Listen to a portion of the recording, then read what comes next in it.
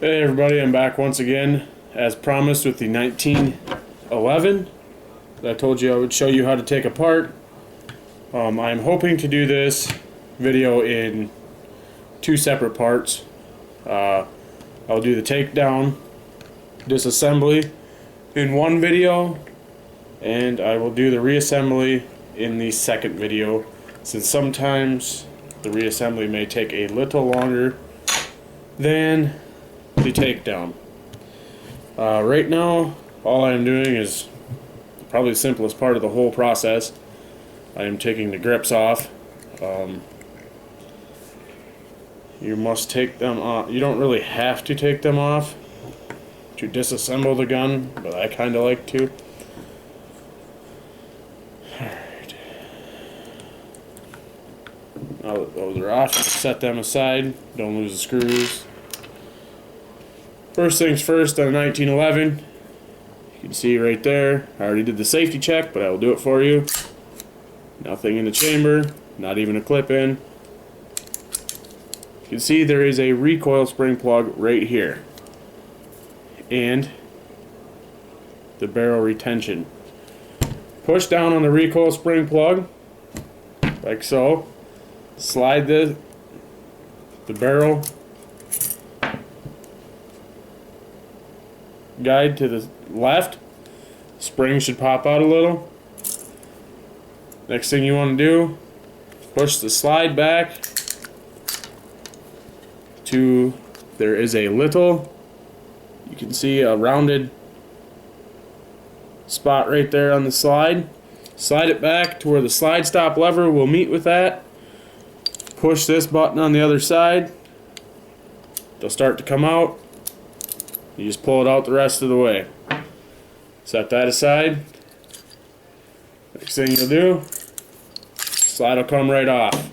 I'm pretty sure most of you know how to take apart the barrel, but if not, just take the slot or the recoil spring out. You will have to turn this to the right. That'll slide out, which will allow the barrel to drop out the front. You have that complete, set those aside.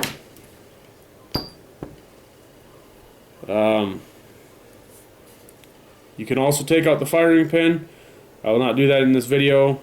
That's fairly simple. You just push in on this little pin that's right here and slide down, push down on the back plate. It'll all come out. Just be careful when you do that. So obviously, like in other ones, it will just fly out if you don't take care of that. Now on to the lower receiver of the 1911. Next thing you want to do is take out the thumb safety right here. All you need to do with that is make sure you have the hammer cocked all the way back. Push the thumb safety up, just wiggle it. Come right out. Be careful when you wiggle it, because there is a plunger spring that goes right in here, and as you can see, it just slides right out. Sometimes when you pull this out, wiggle it out, that spring will just fly right out of there. Next step I do is put the hammer forward, and I know some people disagree with me like this, but never dry fire your gun when it's disassembled here, because if this hammer comes forward, it'll go, it's not meant to go that far. When you dry fire it, it will actually go all the way forward and hit the casing in here, and then it could crack it possibly. So always push it forward. Next thing you need to do is take out the mainspring housing, which is right here. There's a pin right here. You just push that out. Usually push it out from the right side of the gun to the left. Another fairly simple process. You may need something to bang on it with. It is tight. Set that aside. That will just slide out the bottom like so. Next thing you need to do is take out the grip safety. That just comes out, just slides back in there. Fairly simple. Now, next thing you'll want to do is take out the hammer which will have the hammer strut, which is right here, connected to it. That also has a pin right up in here. All you do is push it out. Once you take out the mainspring housing, there will be no pressure on it, so that'll just slip right out.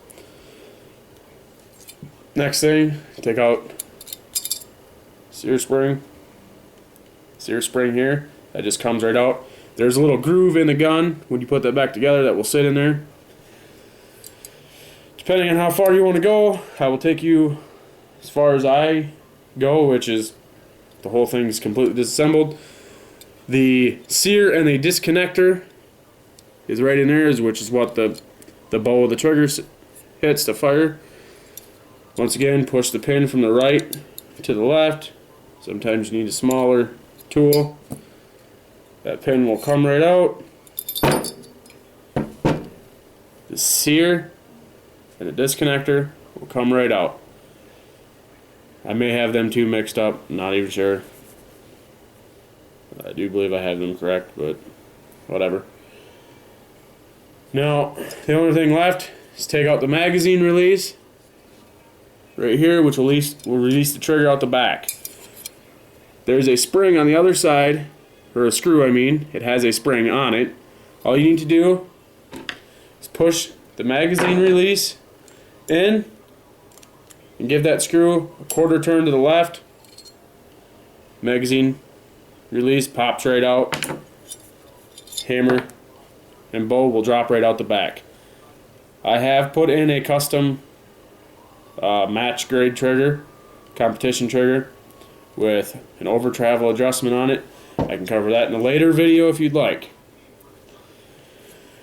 From there, it is all disassembled. You can see all the pieces on the table here. That is part one of the video. I will clean up my pieces since I have recently fired the gun, and I will come back with part two of reassembly.